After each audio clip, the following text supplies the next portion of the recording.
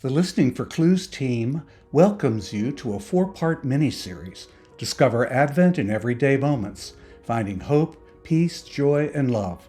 We're using excerpts from our Good News podcast series with time for reflection. Let us start with prayer. Dear Jesus, help us focus on you during this busy season. May we stay aware of the joy you bring into our lives. We want to find you in the everyday moments and come with hearts of gratitude to your manger on Christmas. Amen. Our special guest today is Dr. Sharon Runge, who is the Executive Director of Kenya Connect USA, a nonprofit that's working in rural Kenya with the mission of enriching and engaging students and teachers with 21st century skills through an array of programs at 63 partner government schools. In this position, Sharon works with Kenyan-led staff to develop partnerships, raise funds, develop and expand programs, and lead volunteered trips, which sounds interesting to me right off the bat. I was going to ask you what this has meant to you personally, but you just answered. Yeah. I mean, it's been such a gift to me, and I'm so grateful that Tim invited me to go to Kenya and that I said yes. Sometimes when I reflect back on my experience with Kenya Connect, I think sometimes in our life we're offered opportunities, and sometimes we say no just because we think it's too much of an obstacle. Like, will the kids be okay without me? Mike's working full time. Will he manage? Is this really the prudent thing to do? And for some reason, my inner voice said, go. And my husband was incredibly supportive. And I went. And I never would have guessed at that point that this is where I was going to be and really become maybe the most important life work I've done besides raising kids. It's just been such a dream for me personally. When I've brought volunteers over, they feel like they're part of a Kenya Connect family. I mean, when we go there, we actually get Kamba names, and Kamba is one of the ethnic groups in Kenya. And the first visit when Reverend Rosemary and I were there, we went to visit our partner school, and there were 300 children there, and we're being introduced, and all these children are looking at us. Sometimes when people from the U.S. come, it's the first time they've ever seen an American. And so we're standing in front of the school, and James Musioka says to the children, well, what should their Kamba name be? And suddenly there was this murmur with the children, and they were all like chattering, and suddenly a name comes forth. And I was given the name Mutanu, which means joyful. I think the whole time I was in Kenya, I never stopped smiling. Every volunteer that's come over to Kenya Connect gets a Kamba name. It's special to be bestowed something like that.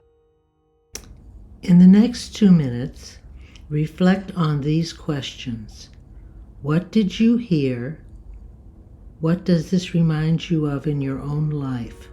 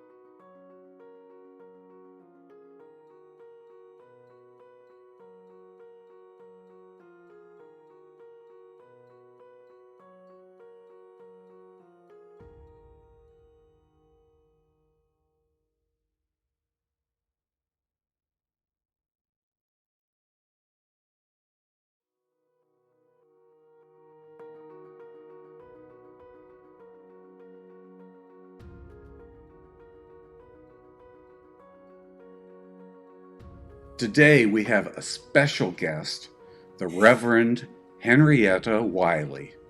Henrietta is rector of Trinity Episcopal Church in Towson, Maryland. She is brilliant, which we all agree with. Funny, meaning she has a great sense of humor. I hope that's what funny means here. Yes. Also, in your bio, Henrietta, you said you were fat. I am. Pink-haired, which I do see. Middle-aged. You are a lesbian priest with the world's best spouse, whom we also love, Mary, and 2 madcap cats who may make an appearance at any point during this presentation. Having known you for a number of years and having literally experienced very profound and deep joy, particularly when we were in our cathedral years at the Cathedral of the Incarnation, when we were at the altar together. You to me have always been just wrapped in joy and the personification of joy. And I'm just wondering if you have a word to say about to those of us like me, not Lauren so much, but me, who tend to take myself so seriously and want to know do you have a secret about that? How do we, All right, so this shocks me to hear, John, because as I recall, we needed to be separated at the cathedral because we made each other laugh so much. That's my memory. Maybe I made that up. No, you're right. You're right. It's true. I remembered. So I consider joy to be a gift of the Holy Spirit. And it is rooted to me in a sense, an unshakable sense of God's love. An unshakable sense of God's love. And that, as Kingsley said, we have to love people, but we get to love people. And when we do it well, it's awesome. It's so much fun. It's so much fun. And so it springs from a sense of being loved and from a sense of gratitude, a habit of gratitude, maybe, which may be a little bit trite at this point. But when you realize how precious and wonderful everything is around you, even when things are pretty crummy, there's always something beautiful. There's always someone who says good morning to you at the right time. But most importantly, there is always Jesus. It is much, much easier for me to access that joy. I would say it's also connected to my vocation, my sense of vocation, which is, as some of you may know, I started out as an academic. And my academic field of study was the history and literature of the Hebrew Bible. And I loved that, and I continue to love that. But I felt hobbled. And what I mean by that is that I was hopping around on one leg, and I was missing a leg, and I didn't know what it was, and it was sacrament. And once I started practicing my priestly ministry, it opened a floodgate of joy for me, because worship is so real and powerful for me. Our forms, which can be stodgy but don't have to be, our forms for me are exquisite channels of glory and love and power and presence of God. And so it makes it much easier for me to access joy, which I think we all have the capacity for, but remembering how loved we are, being grateful for that, and allowing ourselves the vulnerability. Joy is a very vulnerable emotion, actually. So allowing ourselves to be vulnerable enough to experience joy is tremendously rewarding. In the next 2 minutes, reflect on these questions. What did you hear? What does this remind you of in your own life?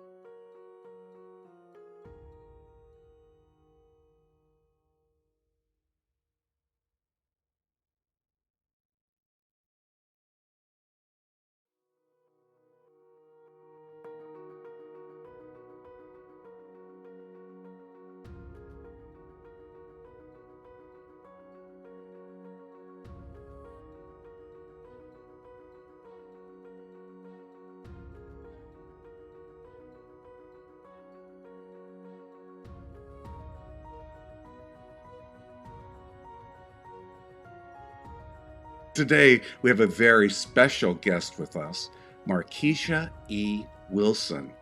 Markiesha is a human capital consultant, a leadership coach, an author, and an expert in change management. In her bio that she provided for a TEDx talk that she's given about forgiveness as a powerful tool in the workplace, this is how she describes herself. Being an authentic leader is difficult, and especially difficult if you are a woman.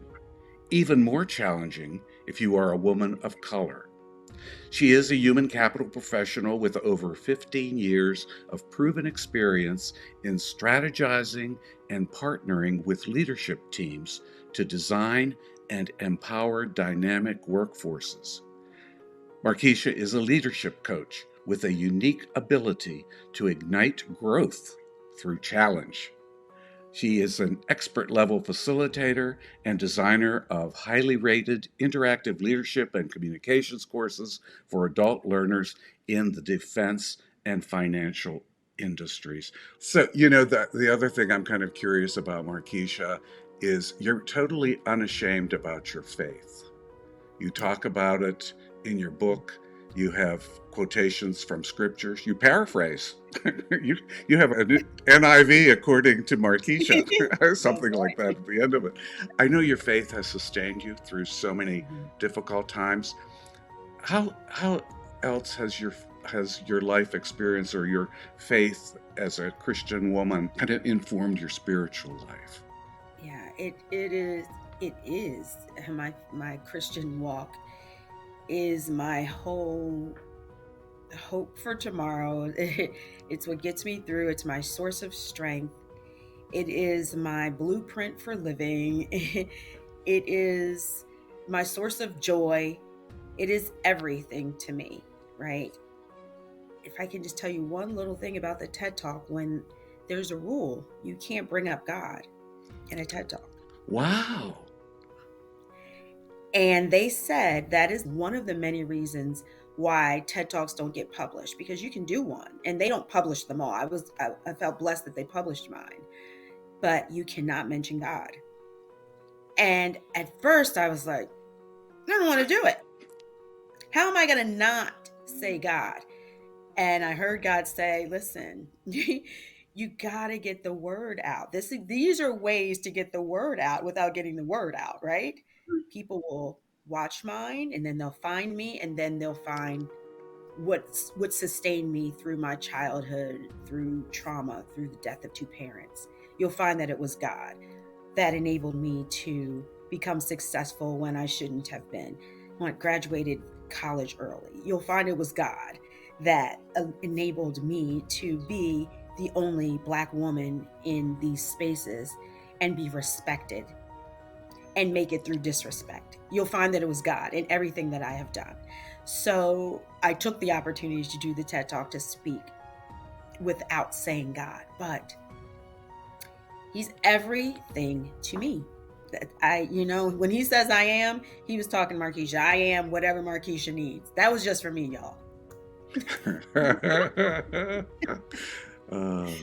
Thanks so much. I do want to just kind of, and I have it right here, Markiesha. This is your book. That looks familiar. It looks familiar. It's called, it's got a very long subtitle, like most books have these days. It's called In the Climb, 8 Audacious Actions to Overcome Life and Climb the Corporate Ladder with Joy. There's that joy message again. In the next 2 minutes, reflect on these questions.